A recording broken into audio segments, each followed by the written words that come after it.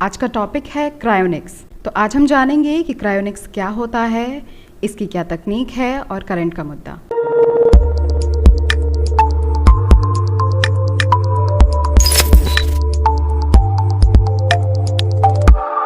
हाल ही में एक cryonics company ने ऑस्ट्रेलिया में अपने पहले ग्राहक को भविष्य में जीवित करने की उम्मीद में फ्रीज कर दिया है। अब जानेंगे कि क्रायोनिक्स होता क्या है। क्रायोनिक्स किसी मृत व्यक्ति को भविष्य में किसी समय पुनर्जीवित करने के उद्देश्य से उसे फ्रीज करने की प्रथा है।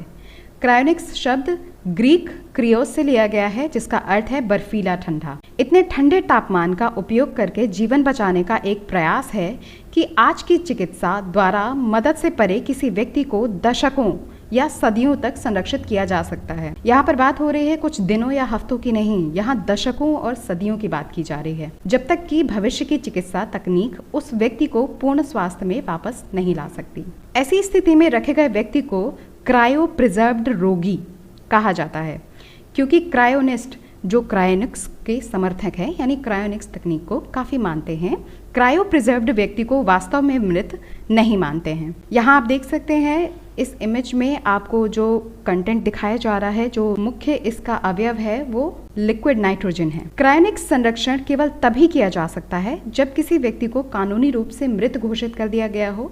यह प्रक्रिया मृत्यु के तुरंत बाद शुरू की जाती है। ये याद रखना बहुत ज़्यादा ज़रूरी है कि ये मृत्यु के तुरंत बाद की जाती है। 2 या 4 दिन बाद इस प्रक्रिया को शुरू करने का कोई मतलब नहीं है, जिससे शरीर में बर्फ में पैक करके क्रायोनिक्स सुविधा में भेज दिया जाता है। वहाँ शरीर से रक्त निकाला जाता है और उसे एंटी फ्रीज और अंग संरक्षण यौगिकों से बदल दिया जाता है, जिन्हें क्रायो प्रोटेक्टिव एजेंट्स के रूप में जाना जाता है। इस विट्रीफाइड अवस्था में शरीर को तरल नाइट्रोजन से भरे एक कक्ष में रखा जाता है, जहां यह सैद्धांतिक रूप से -196 डिग्री सेल्सियस पर तब तक संरक्षित रहेगा जब तक कि वैज्ञानिक भविष्य में शरीर को पुनर्जीवित करने का कोई तरीका नहीं खोज लेते हैं।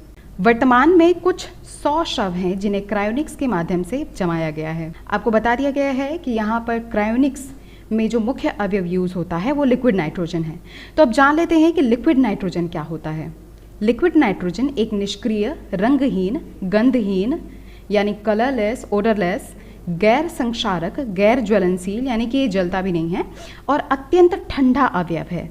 यह एक क्रायोजेनिक लिक्विड है। क्रायोजेनिक लिक्विड द्रवीकृत गैसें हैं जिनका सामान्य क्वथनांक -130 डिग्री फ़ारेनहाइट -90 डिग्री सेल्सियस से कम होता है।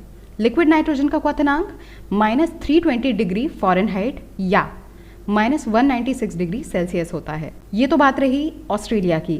अब जानते हैं कि भारत में इससे जुड़ा हुआ मुद्दा क्या है। हाल ही में कर्नाटका में बेंगलोर में लिक्विड नाइट्रोजन पान खाने के बाद एक 12 वर्षीय लड़की के पेट का एक हिस्सा नष्ट हो गया है। लिक्विड नाइट्रोजन का इस्तेमाल खाद्य पदार्थों में एक स्मोक के रूप में भी किया जाता है। यहाँ आप देख सकते हैं, इस इमेज से आपको समझ में आ रहा होगा। तो भारत में लिक्विड नाइट्रोजन पान को पूरी तरीके से बैन कर दिया गया है, और हमें भी ध्यान रखना है कि लिक्विड नाइट्रोजन के कोई भी खाद्य पदार्थों का यूज़ ज़्यादा नहीं करना है।